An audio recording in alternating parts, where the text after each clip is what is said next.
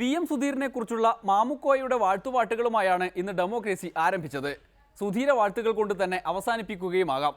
മാർക്സിസ്റ്റുകാർ മാത്രമല്ല കോൺഗ്രസുകാരും സാംസ്കാരിക മേഖലയുമായി ആഭിമുഖ്യമുള്ളവരാണ് എന്ന് തെളിയിക്കാൻ കൂടിയാണല്ലോ സുധീരന്റെ ജനരക്ഷായാത്ര.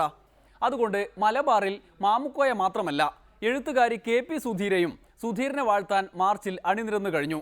സുധീരന്റെ ആദർശ ധീരതയുടെ പ്രഭയാണ് സുധീരയുടെ ഇഷ്ടവിഷയം. അവിടെ തിരിഞ്ഞൊന്ന് നോക്കിയാലും അവിടെ എല്ലാം പൂത്ത മരങ്ങൾ മാത്രം. എൻ്റെ കുട്ടിക്കാലത്തെയാണ് ഞാൻ ഓർക്കുന്നത്. എൻ്റെ അച്ഛൻ രാഷ്ട്രീയത്തിൽ കോൺഗ്രസ്സിലുണ്ടായിരുന്ന സമയത്ത് അച്ഛൻ്റെ സുഹൃത്തുക്കളായിട്ട് വീട്ടിൽ വന്നിട്ടുള്ള ശങ്കരൻ വക്കീലും അതുപോലെ എല്ലാവരെയും കാണുന്നത് തന്നെ ഒരു സന്തോഷമാണ്. പല വിഗ്രഹങ്ങളും മനസ്സിൽ ഉടഞ്ഞു പോകുമ്പോൾ ഉടയാതെ നിൽക്കുന്ന ഒരു വിഗ്രഹമാണ് സുധീരൻ സാർ. അതുകൊണ്ട് തന്നെ അദ്ദേഹത്തിൻ്റെ പ്രവർത്തനങ്ങളിൽ നമുക്ക് വലിയ വിശ്വാസമുണ്ട്, പ്രതീക്ഷയുണ്ട്.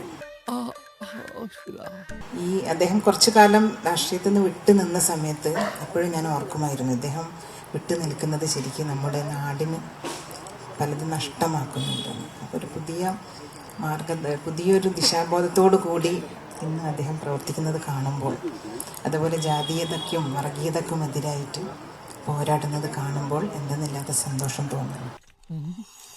കാരണം ഇന്ന് രാഷ്ട്രീയത്തിൽ ഭാവശുദ്ധി അല്ലെങ്കിൽ ആദർശശുദ്ധി ഇല്ലാത്തൊരു കാലഘട്ടമാണിത്.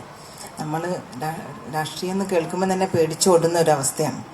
അതിൽ കോൺഗ്രസ് എന്നുള്ളൊരു വലിയ പ്രസ്ഥാനത്തെ നമ്മുടെ മനസ്സിൽ നിന്നും മായ്ച്ചു കളയാൻ സാധിക്കുന്നില്ല എന്ന് MGS പറഞ്ഞത് വളരെ ശരിയാണ്. അപ്പോൾ ജനങ്ങളുടെ മനസ്സിലുള്ള ആ വിശ്വാസത്തെ തകർക്കാതിരിക്കാൻ നമ്മുടെ ഗ്രൂപ്പ് വഴക്കുകളൊന്നും അതൊക്കെ ഇല്ലാതെ ഒരു വീട്ടിൽ തന്നെ ചിത്രശക്തികൾ ഉണ്ടാവുക എന്ന് പറഞ്ഞാൽ വലിയ സങ്കടമാണ്.